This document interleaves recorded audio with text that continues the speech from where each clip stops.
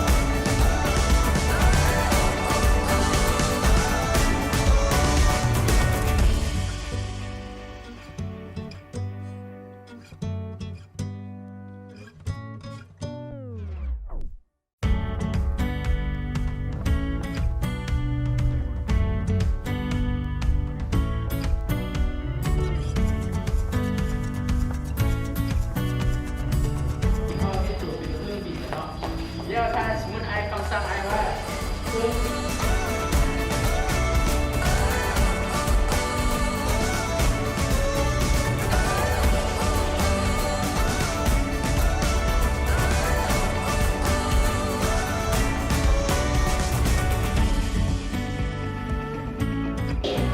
เข้าใจมั้ย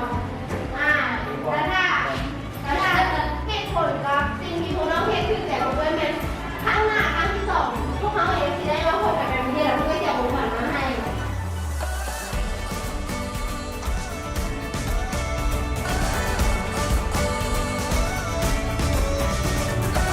เอาอยู่ด้วยกันมาแต่เช้านี้เขาเรียนพวกเราได้เรียนรู้อย่างเองนะยังคือการสิ่งที่เราได้จากการที่แม่จริงไอ้ตัวจริงไปร้องกับทีนึงอ่ะให้พวกน้องเข้าใจหลายขึ้นและให้พวกน้องเห็นภาพหลายขึ้นผ่านกิจกรรมการแต้มทุกภาพที่พวกน้องได้แต้มออกมาหันมาถ้ามีที่เนี่ยดูดินดูน้ำดูอากาศมลพิษมันจะเป็นแล้วไหนสภาพแวดล้อมมันจะเป็นแล้วไหนเป็นบอกพวกน้องแบบฟังมาพวกน้องจะเข้าใจนะคะเห็นภาพได้หลายขึ้นและก็นักเกิดปัญหาไม่หลายขึ้นแล้วแบบว่าทุกคนจะช่วยกันนักการเป็นจะร้อง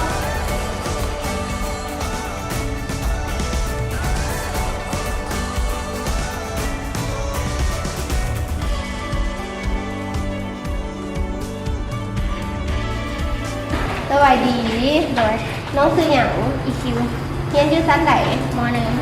.1 น้องรู้สึกได้ไหลที่ได้มาให้กิจกรรมในของเอ้ย รู้สึกม่วนและอยากอยู่บนมือเลย น้องได้ความรู้อย่างไรตลอดวันนี้ ได้ความรู้เกี่ยวกับการเราบุควรทิ้งขี้เหงื่อสาซ้ายและควรแยกขี้เหงื่อให้เป็น น้องจะนำออกไปใช้ในชีวิตประจำวันเท่าไหร่ อืมจะแยกขี้เหงื่อให้ถือและโบปนกัน โอเคสบายดีน้องซื้ออย่าง ซื้อน้ำฝน เรียนอยู่ชั้นไหน ชั้นม .1 วันนี้รู้สึกเป็นเท่าไหร่ที่ได้มาให้กิจกรรมในของเอ้ย รู้สึกดีและได้ความรู้จากการเรียนได้เรียนรู้เกี่ยวกับขี้เหงื่อต่างๆ น้องจะนำออกไปใช้ในชีวิตประจำวันเท่าไหร่ เอาไปนำใช้ก็คือใช้ขี้เหงื่อคือและจะลดทิ้งขี้เหงื่อสาธารณะ เลยและนี่ก็คือภาพบรรยากาศการลงฝึกตัวจริงครั้งที่1ของทีม DR1 พวกเขาในนามทีมของพวกเขารู้สึกว่าพวกเขาม่วนและมีความสุขในการลงเห็นกิจกรรม